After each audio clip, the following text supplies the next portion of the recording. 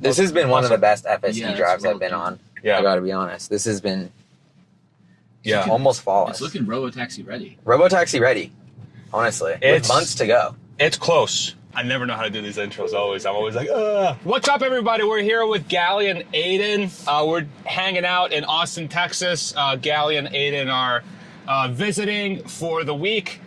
It's a pleasure to see you, my friend. Yeah. It's been a minute. Great to see you. I really appreciate you coming down. So we're going to be driving around Austin with my Model Y Performance, a 2020 Model Y Performance. We're going to put it on FSD, and we're just going to chat Tesla and whatever else comes up. So let's go ahead and turn it on. And now we're on. So how's Tesla doing, Gally? How you doing? Let's start with that. I'm doing great. Well, actually, I was at the Tesla factory, so I'm doing good because of Tesla. Okay. Funny enough. Nice. And I mean, just being in Austin, you can feel the energy of just the Tesla vibes. Cybertrucks everywhere. I got my first Cybertruck test drive, Nice. which was even better than I could have imagined. Yeah. And I feel like I've been buying Tesla stock for the first time in years, so I'm fired up. Heck yeah. We were chatting before we hopped in the car. You were saying that you feel like Tesla's going through this sort of build-out phase again, where they seem to be building out a foundation for the future. Is that the reason why you're getting super excited about the story again? Yeah, and I just think it's like when sentiment gets bad, it's kind of fun again to be on the other side and be like, well, we all know the secret, which is like Tesla's one of the best, most well-run machines in the world. Yeah. And just it's such an incredible company. Yeah. And it's easy for the markets and people to forget that, but I don't know. And then you like experience the products like the Cybertruck and you're like, whoa. Yeah. Like this is some alien technology, some alien level technology stuff. Yeah, for sure. Agreed. Agreed. It's exciting. I don't know. By the way, that whole thing that just happened at the intersection, that was just a car driving itself. I don't know if you noticed even. Oh, no. That wasn't even me driving. The whole time. It was just the car doing it. Oh, yeah, on FSD right now. On FSD what right version now. are we on? So this is 12.3.3. Oh, nice. 12.3.3. And I just heard that that Tesla just released 0.4 to the employees, to the Tesla employees, I think earlier this morning. Which kind of like, I think one of the things that Tesla was talking about was how, look at what's going on here, my goodness. That sucks. They're talking about how the pace of improvement for FSD was going to dramatically improve because of their sort of new approach. Now here, we got to get over there. Let's see if it does it. And, okay. It doesn't do that. Okay. So we were supposed to be on 35 there. It looks like FSD is going to take us the frontage way to 35. So, and one of the things that I noticed with the previous versions of FSD is that the progress kind of slowed down between versions, whereas 12, this guy doesn't care about yielding at all. He's just going to go. Car's doing great. Car's doing great so far. And with FSD 12, the improvements appear to be happening really quickly. How many times have you been able to get into an FSD 12 car? A couple times. A couple It's times? it's great. I actually started using it in Seattle, which I feel like is that's been like a big change for me. Okay. And I don't know, I feel like right there, like when it didn't do the highway merge, Yeah. but it didn't do something crazy, it was just like, oh, I'll just go on the next time Yeah. and find the next on-ramp. So I feel like stuff like that has changed a lot with FSD where it's less erratic. Yeah. So maybe it's a good time for it to exit beta. But I don't know. I still feel like you have to supervise it. And I'm really curious about like with the robotaxi coming up, like what is the next step? Like, is it just you always buy your Tesla and it comes with this software that basically drives itself? Right. Or like when is there some change where it's like the car is allowed to be alone? I'm like, I don't know. Like, what I just, it's hard for me to think about like what is the actual next steps. Yeah. And how do we go from like here to like making a huge amount of money on FSD, I guess. I see. As like an investor, it's very like unclear kind of. Okay.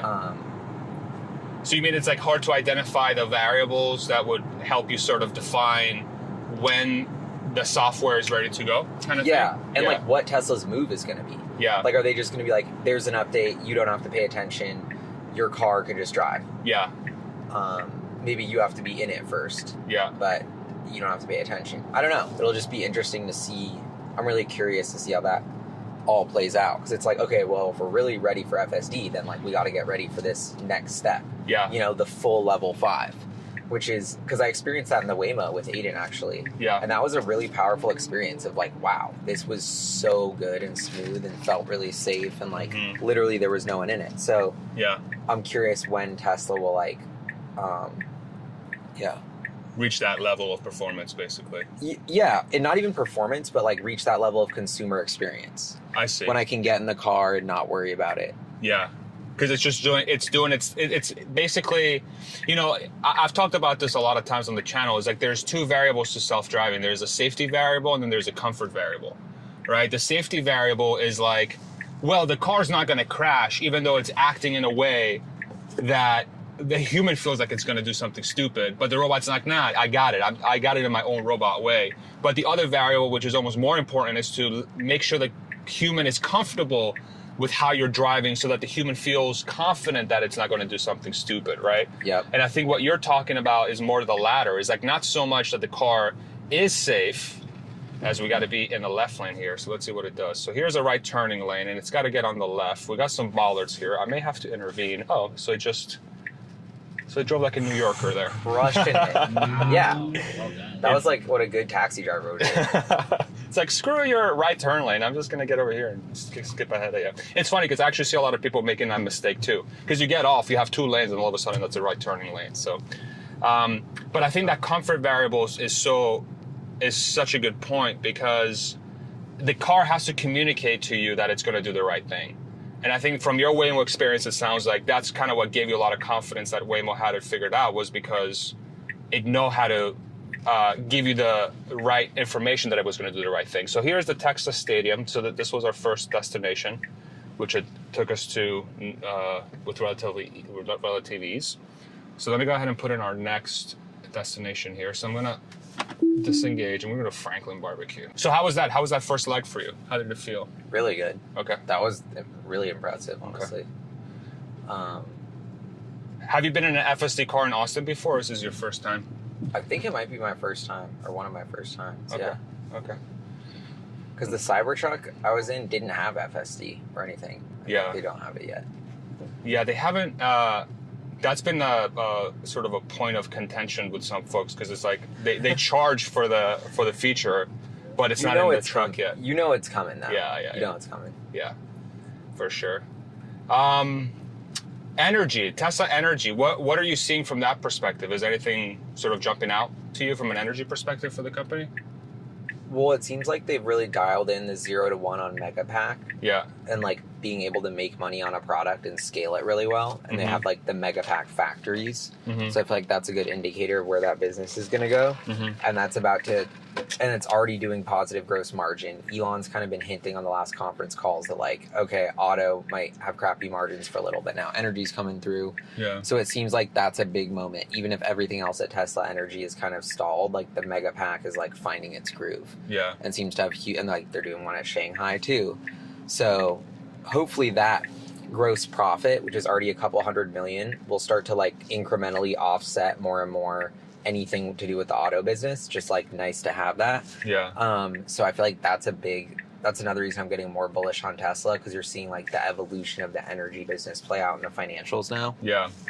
And that's pretty exciting, honestly. That's big time.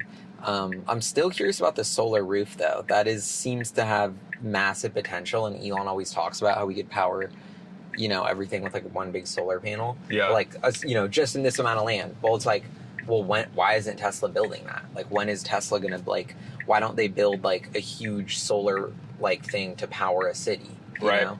Or like becoming like Aiden always talks about that idea of like Suncoin, like an energy powered city, that everyone kind of owns. But I think even like more realistic is like Tesla partners with like Austin to make sure the grid doesn't go down and builds a huge solar farm like an hour outside of town or something, and like literally like powers a city. And then I don't know, that's just kind of a moonshot idea, but I feel like the reality is it's not that sexy of a business. It's just selling the huge batteries with the Megapack, but that's a really good product. Yeah. It seems like it's going under the radar for sure. That's the one thing I've noticed about energy for like the better part of I don't know, ever since its inception, I feel like the company has this product that is game changing in nature between like the storage batteries and the solar panels, but like their focus is somewhere else. Their focus is on like, oh, we got to get the Model Y ramped. Oh, we got to get the Cybertruck ramped. Oh, we got to get the compact car ramped. But now it seems like we have some clues that they're starting to get into the energy game a little bit closer, a little bit more seriously. And I wonder how much of that is like maybe they're comfortable that they have more batteries on hand now with like the 4680 ramp and kind of getting the suppliers in place. Because, you know, you have to essentially divert batteries from the car business to the energy business to make it happen. But now it seems like maybe they're a parity where now they can actually give both businesses the attention they deserve, which is mainly centered around batteries, you know? Totally. So FSD just did something wrong. It was not supposed to go on the highway. It was supposed to go straight. And now we ended up on 35. Thanks for nothing, FSD. And now we're in traffic. Now we're coming at a stop in traffic. Yeah.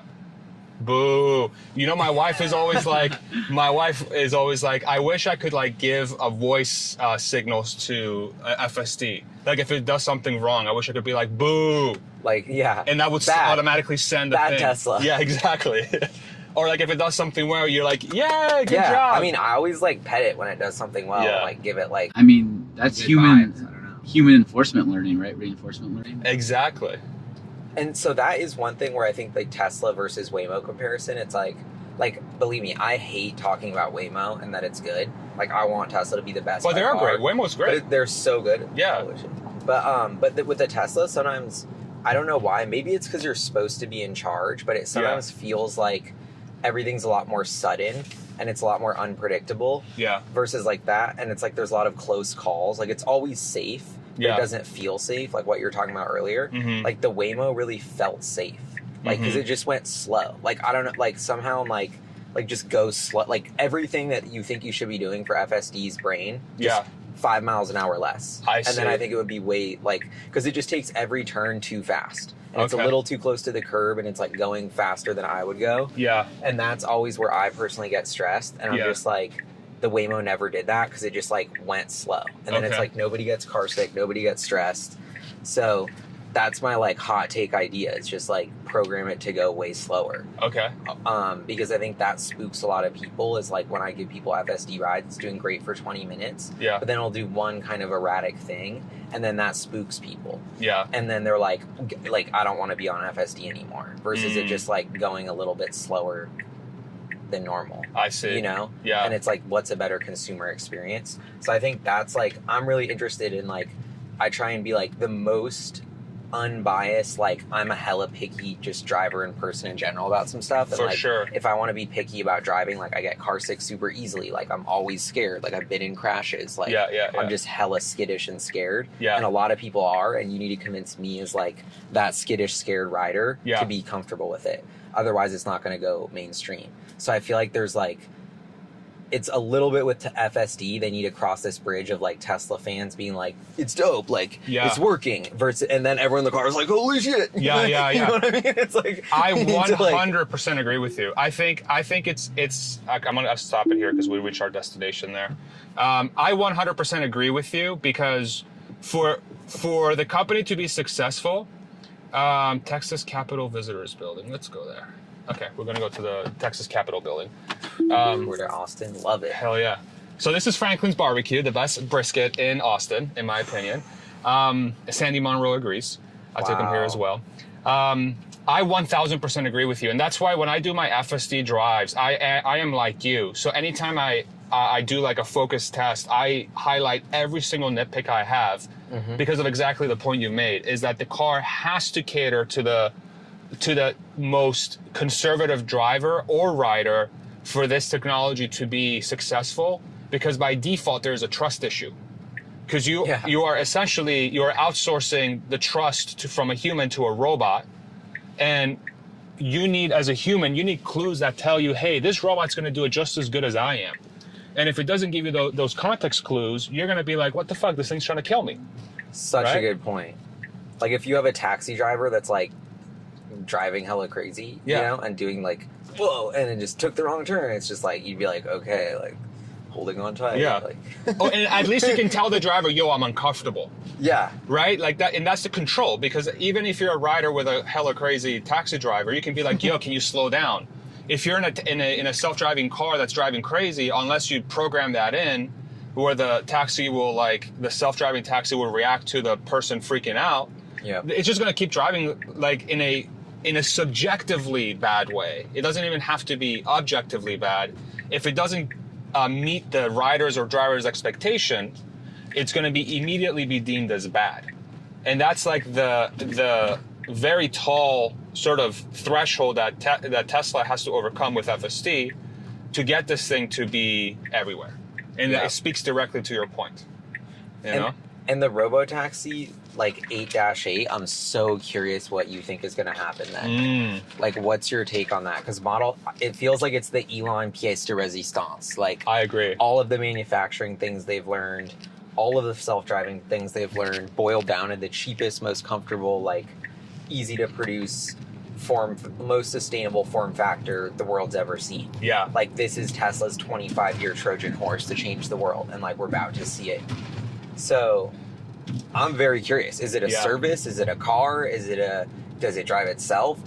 Can you like, you know? So here's my theory, and I love to get your feedback on this. So I think robotaxi and compact car. So I think of it as two different pieces. And here we're going to pull over for our next destination. Okay, so we've reached 3 destinations. Yeah, I'm going to stop it here. It's trying to get in there. So we've reached our destination, 3 destinations. I think three destinations, no disengagements. Let me put in our next one. We're going to go to Zilker Park next. Ooh. Okay. I think it's 2 different products. So you have compact car and you have robotaxi. I think compact car is going to be a $25,000 compact car that people can drive. Will be able to be robotaxi if people choose to put it in the fleet, and that's going to be millions per units per year. But I don't think that's going to be unveiled on 8.8 because I think it's going to have a massive Osborne effect on the Model 3. Because if you announce if you announce it ahead of time, I feel like that's going to cause problems. If I'm Tesla, I just randomly, when I'm ready, put it up on the website for order, and it ships starting in like 4 weeks, like iPhone style. I think that's compact car. Robotaxi on 8.8, the way I view robotaxi is that I view it as like the airline model. It's, you have Boeing and Airbus, right? And Boeing and Airbus make the shells of planes. They've designed this game-changing technology, which is the airplane. And they give it to Delta, United, Virgin, whatever, Alaska, Southwest, and those providers, those fleet providers of flying, they customize the interiors to what they think their customers want, right? Some maybe give a little bit more leg room, maybe some give a little bit more whatever, right? And then those, that's how I see robotaxi playing out. Is I think Tesla's going to be like the Boeing and Airbus. So we're supposed to be on the left lane here. Let's see what it does here, because it's technically in the wrong lane. Okay, so it kind of finessed it. Smooth. Yeah. Honestly, it's done a couple of those very smoothly. Yeah. Shouldn't have been in that lane in the first place, but I guess it's getting itself out of trouble very, very smoothly. Very smooth. So I view them as Airbus, Boeing. So they'll have like a shell. Like they'll say, this is robotaxi. It's a fully customizable interior. And then if you're somebody who wants to operate on a network, you can buy the robotaxi from us. Y'all can figure out how to outfit the interior. Maybe some people want it to be more like commute friendly. Some people want it to be more entertainment friendly, so on and so forth. Mm-hmm. And then those people figure out that solution. They add it to the fleet, and then Tesla takes a cut on every mile that robotaxi operates on the network. I think that's what I think robotaxi. I could be wrong. Like this is my stupid idea, but like the reason why I land there is, let's say Tesla does offer its own solution, and they very, very may well could, where it has the seats, it has the entertainment, it has everything, right? And they decide to run their own fleet. That also has a ton of overhead, because now you got to deal with customers, you got to deal with the cleanup, you got to deal with puke, you got to deal with disputes, right? And for me, Tesla, their core principle is like they want to offload as much complexity onto everyone else, and they just want to focus on vertically integrating the manufacturing. And if they go the airline model, they're able to do that. Good. I'm loving this. What theory. do you think I've about never that? heard this theory, but I love it. It's Okay. super interesting. Because I think it makes sense, and I think it lines up with the ethos of the company, you know? And is that vehicle designed to be fully self-driving, or is it designed to have a driver? I think that is 100% self-driving. I think that's no steering wheels and pedals. It's like literally just it's a shell, and you figure out how to want to make the shell work for your customer. And is it going to look like a little pod, like the Firefly, in between like Cybertruck and Firefly? Kind of like in the book. It was kind of like a... Kind of Like like an egg-shaped sideways kinda, teardrop. Yeah. I think so. I think it's going to be Or like... raindrop. It's going to be optimized for lowest cost per mile. And lowest cost Super per mile. aerodynamic. Exactly. Super... Is it 2-seater? Is it 4-seater? Maybe they have a couple different versions. Right. You could put stuff in it. And so where did you come up with this theory? Because I feel like that on one hand that it would just be a shift in Tesla's sales model to become like more of a OEM versus own the experience with the customer. Yeah. Because that's what they do right now is they own the brand and the customer and the experience, which to be honest might be one of their weak points, honestly. Yeah. Like Rivian crushes it with just being like hella friendly when you walk in the store. Yes. And I think Tesla just isn't good at that. And like Tesla service, Yeah. the hot take is they can have an attitude sometimes. Okay. And I don't know. I just feel like Tesla like could use like a little bit of like level up and like, yeah, I don't know. Just like customer, like their margins are great and stuff, but like the customer experience is usually really good, but isn't perfect. I don't know. I was thinking that's not maybe their strong suit. I agree with you though, and I think, but I think if you look at the DNA of the company, they're engineers first. Yeah, right. Exactly. And it shows in everything they do. They're not Chick-fil-A, but they should be. But why can't they be Chick-fil-A? Because that's not part of the DNA of the company. And I think that it's like literally not part of the DNA. Because when I was at the company, like it was not part of the DNA. The DNA of the company is just we're gonna make the best freaking product, and people are gonna love it. And if anyone's upset, that is a feedback loop for us that says we need to get better at the product. Because in theory, we need no customer service. That's how the company thinks.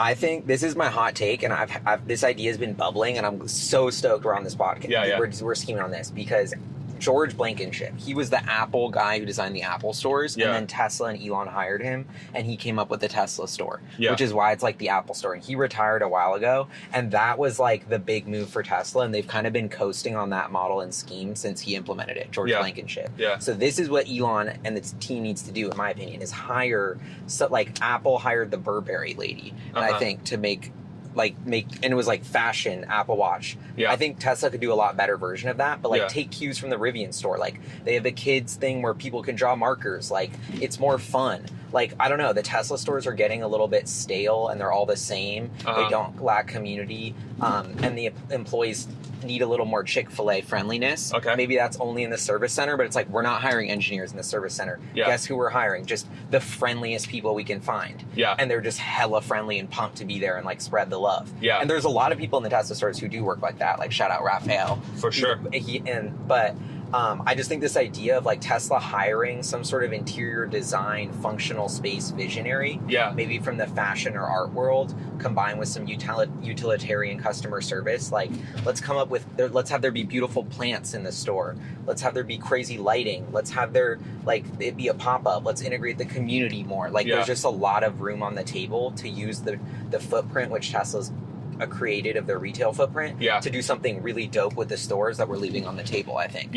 And so like that's like one of my moonshot schemes is like hire somebody to just supercharge like Tesla stores by 2030. It's a third place. It's, can we have a robot making coffee? Like let's a Tesla bot making you lattes. That'd be like sick. Why aren't we, like that's going to happen. That is going to happen. Now that you've said it, it's going to happen. And there's a company called like Cafe X, which I think is in the Berlin Gigafactory. I've heard of them, which is like a really cool like startup. An automated, like a barista. I honestly don't know why it hasn't taken off more, but no, I think that's a fascinating idea. I just the thing I keep reverting to is that I just think from the DNA perspective of the company, I think that will happen if Tesla decides that they want to own the customer experience, which they've almost had to up to this point, because the thing they had to really get through to the customer was that EVs are good.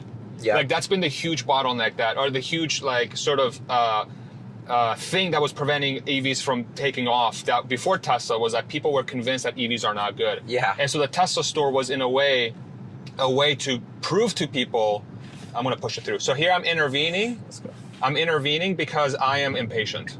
So the car stopping there, technically it did the same thing, but I'm like, I'm just going to intervene and go forward.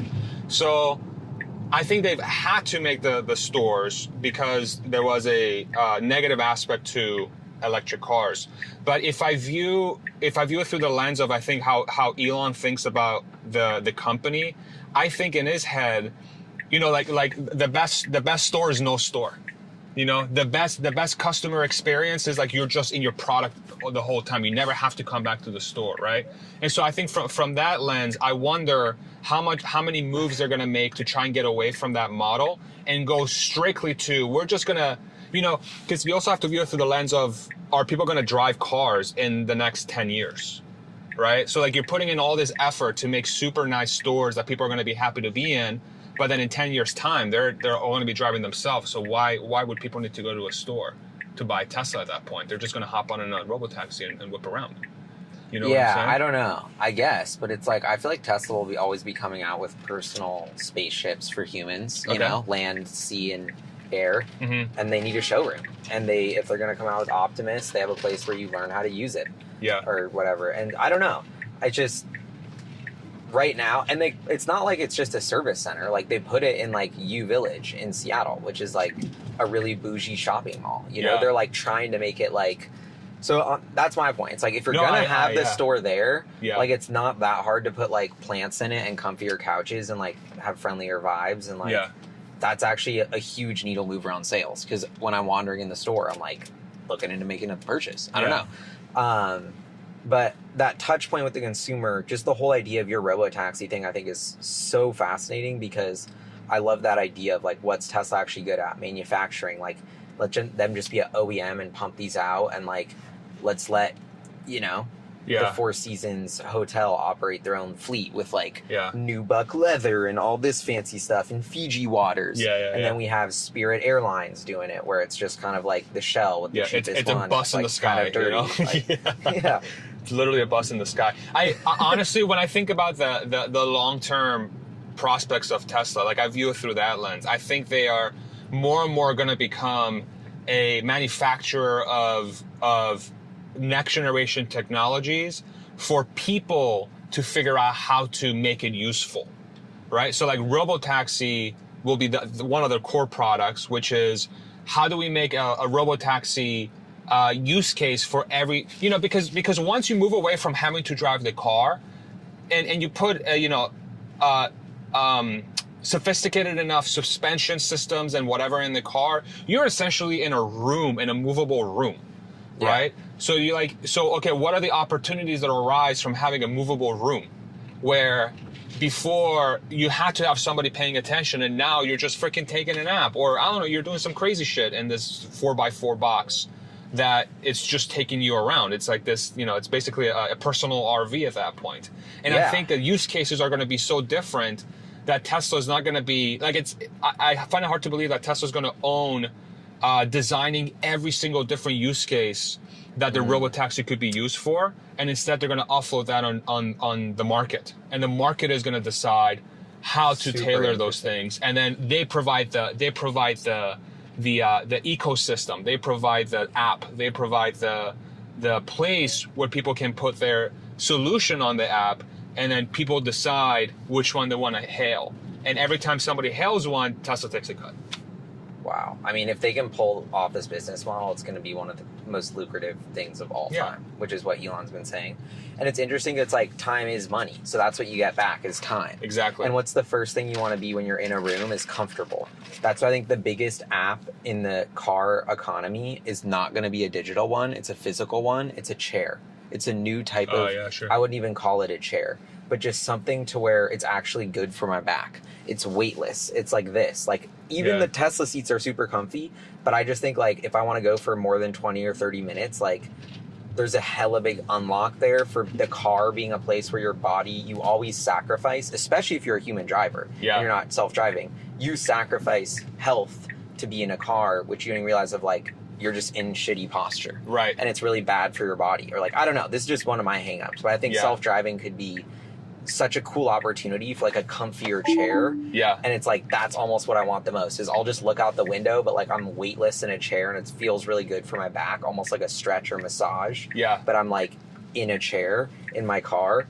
I feel like that's going to be a super big innovation of like, because it's not that comfortable to move around in a car. It's too small still. Yeah. You know, it's like a room, but you kind of just want to be sitting there either like watching your thing or watching outside or, you know, just kind of in like a big comfy lounge chair, like Lazy Boy. Yeah. Like, I don't know. I think that's a fascinating idea. And then you think about, okay, so as robotaxis get more and more safe and the chance of injury goes down, the chance of death goes down, then you're going to have regulations that are going to change over time. Because right now the regulations around safety for a car are mainly tailored around humans driving, and humans driving is a shit show. You know, like 40,000 people die a year in the U.S. because of us driving around. Totally. And so everything's tailored to that. So even the seat is tailored to be safe. You know, it's not really tailored to be comfortable. It's tailored to be safe. You know? And so from that perspective, here, I think I'm going to speed this up. So we're like on one of the back roads here, and we're whipping around Zilker Park. I know people usually like to drive a little bit faster than 50 miles an hour around here. So I'm going to give it a little bit more beans. But that lines up perfectly with what you're saying. Here, I'm going to let's see what... Go ahead. You can cross. You're not going to cross? Okay. Okay. No. Good. You're good. Just didn't know why he was waiting. That was awkward. Like, that's a huge opportunity, of course. You know, it's going to be like a crazy massage chair or whatever. It's going to, you know, rub your feet. It's going to make you coffee. You know, it's going to provide all kinds of... Robot barista, Cafe X. Exactly. Right in the robotaxi, you know? Because if the deaths are going to go down from 40,000 to, I don't know, like 0 or maybe 10 or 100, it's no different than a plane at that point, you know? Like a plane, the interior of a plane is not tailored for safety. It's tailored for comfort. Because if that bitch is crashing, you're dead. You know what I'm saying? Like if that plane's crashing, you're dead.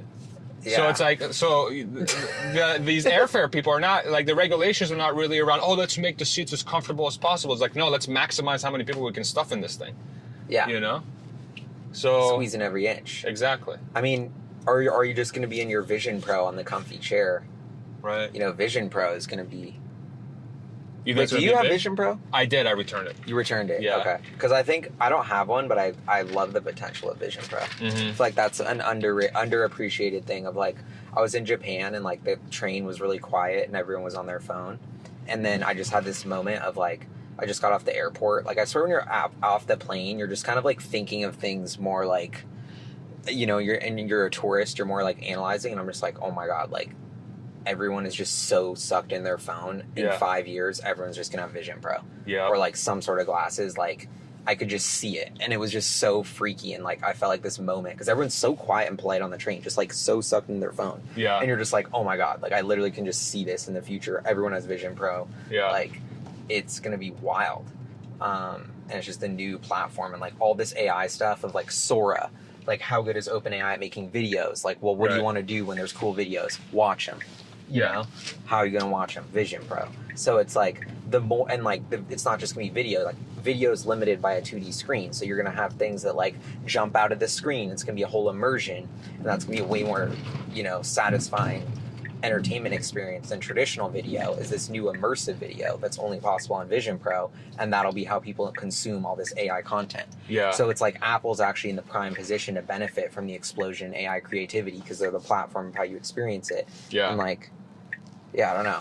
It's definitely the most impressive of all the VR headsets I've used. It's just, it doesn't feel like it's there yet. It needs to be, I think it needs to be just, like the comfort is still something that I struggle with their headset. Like I couldn't find a comfortable place on my face. And where is that comfort coming in? Is that right away or is that after 30 minutes? After an hour or two? Okay, right. That's pretty good because I've also heard 30 to 40 minutes is where it gets uncomfortable. Okay, yeah. For me, it was like an hour or two. But like the way I think about it is like, the way I think about these headsets is like, it's more like something the benefit, I feel like a lot of the benefits from this sort of like physical OS or whatever you want to call it, like this operating system that hovers in physical space, I feel like a lot of the value comes from being able to interact with reality, having the overlay of the digital world, right? So if you go in the kitchen and you have your recipe thing right next to the stove and you got timers over each sort of pot and pan, you know what I'm saying? It's like, and then you have a timer over the oven, right? Or, you know, you walk into your room and you have the screen on the wall already that's there in your wall that's, you know, 105 inches diagonal or whatever, but it's all there in that thing. A lot of the value comes from being able to just have it on the whole time, is how I view this technology. And for that to be the case, I feel like this thing needs to be light and super comfortable so that somebody can wear it 6 to 8 hours a day. It's not so much the immersiveness, I think the value comes from this technology. I think it's how you overlay it with reality. Yeah. My opinion. I could be wrong. I could be wrong there. No, I see. I think you're on it. It's like that'll unlock so many use cases once they figure that out. Yeah. You just replace a lot of your usual objects that you would have to pay a bunch of money for with a digital replica. You know? And that's, I think, where a lot of this technology has a ton of promise. Yeah. And it's like they need to get it to like 1/10 the cost, maybe, or like 1/5 the cost. Even like less than $2,000. Like if you can get like a really good one less than $2,000, but $2,000 seems like yeah. I guess your phone's almost $2,000 now. That's what I'm saying, right? Like everybody pays like $1,000. Not everybody, but a lot of people pay $1,000 for like this thing, for an iPhone. Yeah. Like, is it really a stretch to ask people to pay $2,000 for some eyewear that you can wear 6 to 8 hours at a time that will replace your TV and like a bunch of other electronics in your house, your PC and everything? Like I feel like that's not. Yeah, that's too tall of an ask. And like, you know? Price per minute is nothing. Right. Exactly. So, I don't know. Anyway, we got sidetracked from Tesla, but the Apple thing is, I do think that's a big like thing. I've just been like, you know, kind of like, what are contrarian views that, you know, you have that other people don't? It's like the Apple's headset is actually, they've kind of unveiled the next thing in between Neuralink and the phone. And that's a really big deal. I agree. And like, first big innovation since Steve Jobs, and like, I'm hella impressed, honestly. And I'm like, damn, Tim Cook like took a big swing, is doing something hella cool. It's not ready, it's gutsy. A lot of decisions have to be made to commercialize a new technology like that. Yes. And so just props, and being like, damn, like this is actually going to be $1 trillion market cap addition to Apple eventually. Agreed. Yeah, I'm glad they did it. I'm really, really glad they did it. I think it shows that there's still some sort of DNA of taking risks, like you said, but it's also not ready. There's the Highland, by the way, the refresh. Ooh, yeah. Dude, it's sharp, bro. It's so sharp. Yeah, I love the new headlights. Super good job with it. Yeah, I feel like I know more people that returned their Vision Pro that kept it. You know, and I feel like that's like which is an interesting trend. Yeah. But maybe that's a testament to how good the marketing was and just the whole vibe of Apple having people spend 4 Gs on something they've never even touched or tried. Yeah. Like, what did you hear? What did you hear from those people, Aiden? Like, why did they return it? I think a lot of people just didn't find a way to incorporate it in their day-to-day life, kind of like you're saying. Okay. Like, it wasn't immersive enough, providing enough value, that I kind of felt like they were forcing to use it. And it didn't feel like it was really like adding value to their, you know, typical work experience. Yeah. That was my issue, is that I didn't know what the hell to use it for.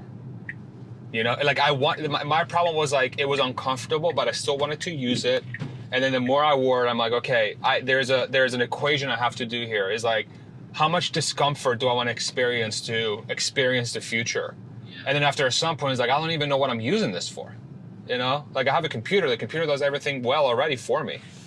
You know, it's like, I don't know what to use it for. All right, we're to our next destination again. How is FSD? We've been on FSD the whole time.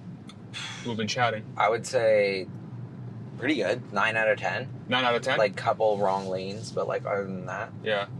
Does it feel like it's improved? Like just like from a gut feel perspective, like just being in the vehicle, does it feel like an improvement? Totally. And at a high level, it's like, it's easy to get close to it and kind of not like realize it, but when you break things down, it's like when it came out, you had to watch it all the time and there was a lot of interventions. Yeah. Now it's very rare to have interventions. Yeah. And it's getting much smoother and not jerky.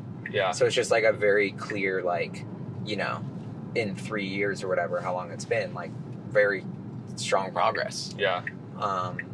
And I think V12 definitely seems like a breakthrough in terms of like the back end and them being able to work on it well. Yeah. And they seem excited about it. So that seems to be really good. I don't know. I use it all the time, I guess, which is the exciting part. But also from the financial part, I'm still very hesitant to see how they'll make money from Shoot it. this gap. Oh, yeah. Nice.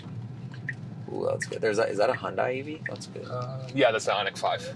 They've actually really been crushing it. Hyundai and Kia, I think, and like I don't know. I think they're one of the few legacy automakers that's doing a really good job with their EV strategy. Yeah, Because they're aiming for the low. This is one of my favorite views of Austin, by the way, coming in from this bridge. Just, you can see all the growth, all the cranes and stuff. oh my It's god, beautiful. Yeah, it's like 7 cranes right there. such a cool city. I think Kia Hyundai has the best strategy out of all legacy automakers. I really think so. Because they're focusing on quality, affordable. Yeah, I don't think they're profitable, but they're quality, affordable, and they're one of the few kind ones. of cool and Yeah. futuristic. Yeah, I mean that's one of my concerns is the EV movement going to die? Like, I don't know. That's, you know, you seem like so assured, and then it's like everyone's fizzled except Tesla. Rivian's not the number 2, and they're barely hanging on. Yeah, And like we can't just have Tesla do it alone. It's so, and then you have like, you know, like Trump says like EVs are still a joke kind of, and like so Yeah. I wonder if how much of the country actually thinks that. And it's like, I don't know, it's just an interesting yeah, moment of like the EV battle seems so clearly won, and now everyone's pulling back because they can't make money except Tesla. yeah. Well, I don't think that's I think it's a everyone else issue. It's not an EV issue. It's like if everybody was able to offer a value like Tesla offers, I feel like EVs would catch on quicker, in my opinion, because if you kind of like view what so like for example the Model 3 refresh, right? Yeah. We were talking about this before we got in the car. Insane value for money. Like it's ridiculous value for money for what you get. No other automaker is able to offer that, right? And I think as EVs become more popular, there's going to be more savvy EV buyers. And I think if you look at all the studies, all the different polls and everything, and all the different sort of research notes that people have put out there, cost and charging is still number 1 and number 2 by far. Cost and charging. From a Tesla perspective, is like, okay, what they should be working on is creating more awareness that they've solved those 2 things in almost all cases, right? But most other companies, up until NACS was adopted, those 2 things weren't still solved. Cost and charging, you know? The EVs were still too expensive. And before NACS was adopted, freaking the charging infrastructure for Electrify America and everybody else was dog shit. You know? So those are things that were recently solved. Well, you're giving me an idea, which is Tesla's been marketing with like Instagram ads and stuff, and it's just really basic. But like, imagine if they did a super funny ad where like everyone has to like charge their phone at like a gas station, basically. Yeah. And so everybody, you see all these people like late night, like they're on the grocery store and they're like, oh, gotta charge my phone. And like everyone like drives into this super like sketchy part of town and this crappy like gas station thing and like tries to find a plug and it's dripping and it's super gross. And it's like, why are you still doing this with your car? Like, Exactly. Join the revolution. Like, just like get funnier, get creative. If you're gonna do ads, like, I feel like they're just following the like marketers like 101 playbook of like, well, we'll launch on Instagram and we'll launch on Facebook and we'll come out with like, you know, this like stock image of like a Model Y zooming and like but it seems like by the time these other EV companies catch up, it's like the robotaxi is going to be here. And it's going to be almost like too late. Like it's like, oh, you don't need just an EV, you need robotaxi and like autopilot too. And that's going to disrupt everything. Oh man, it's going to disrupt EVs. So curious. This robotaxi event, I'm already like, my FOMO's pumping. Yeah. And I'm like, dude, who do I gotta call to get an invite? Like, what do I gotta do? Yeah. Like, I will do anything. If you're watching this guy right here. Yeah, like, and me too. I'm local. Like, we're the first on the list. Like, start the list now. We're on it. Like, waitlist, whatever waitlist there is. Number 1, 2, and 3.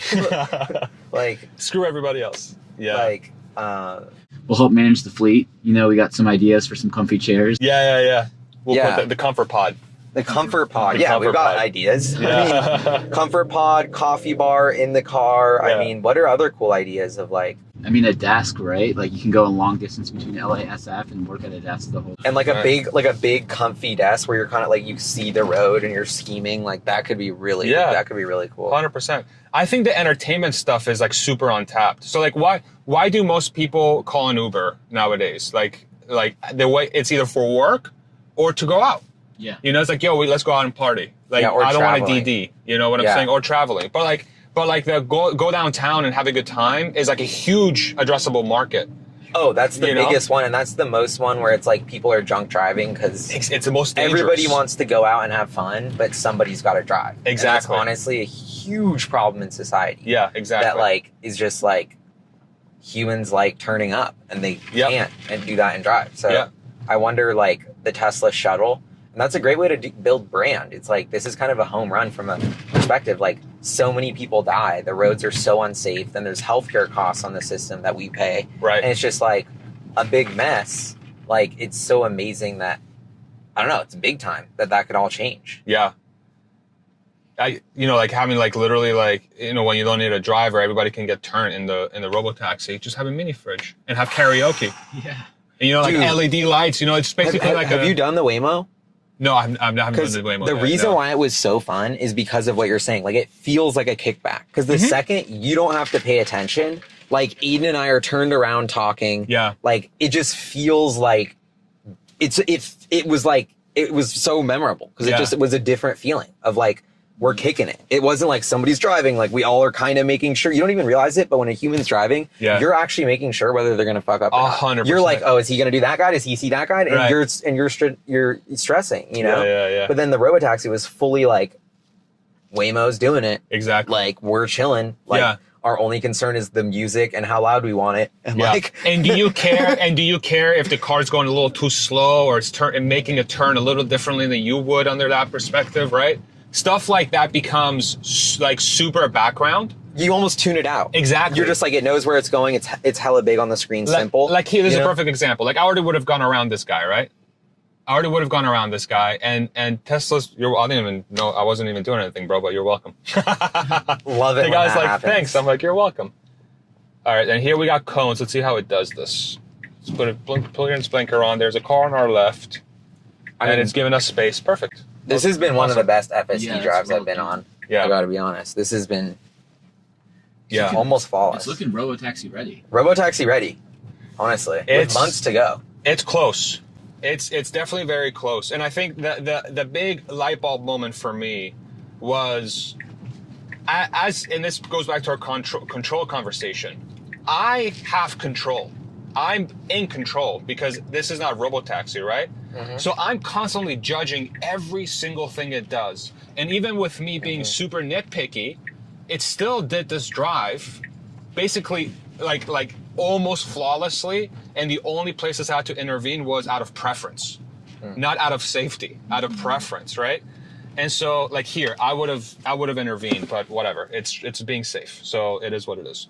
But like, it's stuff like this. Like, is this a game breaker for robotaxi? No. This entire drive is more of a preference drive more than a safety drive. And as you kick up the neural net, you know what I'm saying? And if you are in La La Land, turning up and having a party, like all of us, like imagine this was robotaxi, we're probably like 3 beers deep by now, right? Yeah. And like we're probably saying shit we shouldn't be saying, right? but think about that for a second. Like, if we just assumed this was robotaxi, right? Would we have had any issues if we were just talking amongst ourselves? No, we wouldn't have noticed. Like what you're saying with that car was a great point. Yeah. And even if it's just conversation, like you want to have your conversation, you're not paying attention. Right. And so that's a great point. Yeah. But one thing the Waymo does well is like when you hop in the Waymo, it's like, welcome, Gally, to your Waymo. Like it has that talking back to you. And like far as how you were saying, like you want to talk to it. Like that's like a big part of, the communication with the... Yeah. And it's very clear. And I think that subtly builds trust. Like what you're saying, you got to trust it. Yeah. Like the way the Waymo, you walk in, it's instantly like, hi, like you're going here, maps here, music's here, I'm leaving now. Okay. Yeah. And it's just like, oh, like I'm very like it knows what's happening. I know what's happening. Like we're doing this. Like, and it's like, because we're building this crazy new experience. So Right. it's just, you almost have a relationship with the robot in a way. Like you're Yeah. building a trust. Like there's a trust exchange, where now you're like trusting this thing a little bit more because it kind of like knows. It knows you in a way. So you're like, oh shit, this is awesome. Like this thing is actually here to pick me up, right? Like those little small things are huge, but what's harder, creating that experience or getting an AI to drive the car? You know? And to me, it's like the hard part. that should be easy. Yeah, and that's where I'm like, yeah, this is easy shit. They'll figure it out. Whatever. That's what, a week of coding at Tesla, they'll figure it out. Yeah. You know? Because the AI, like, you don't realize it, but you subconsciously think it has a soul almost. Right. Yeah. When it's like taking over and you're kind of like trying to figure it out. Exactly. You know, whether you think it or not. And you're, Yeah. Dude. This was awesome. This was honestly. awesome. We should do it again. Yeah, definitely. This We was should do it thank you again. for the tour to Austin and the tacos. Of course, dude. Best tacos we've had this Las trip by far. Las Trancas. Go check them out on Huge Cesar shout Chavez. out. Yeah. The Al Pastor was unique, Banging, fire. unique for the Austin scene and extremely fire. Awesome. So Las Trancas, check them out. Aiden. Thank Great you, brother. meeting Really guys. appreciate you Yeah, guys. it's been fun. All right, man. Enjoy the rest of your trip. Dude, thank you. Safe This was travels a back. blast. Let me know next time you're in Austin. Definitely. We'll do this again. Yeah, Yeah. I'll take you guys out to lunch again. Take care. Oh yeah. Take it easy, guys. Good luck with the baby and stuff. Thank you so much, man. Yeah, I'll send you guys congrats. pictures. Yeah, All right. Definitely. All right, take it easy, guys. Thank you.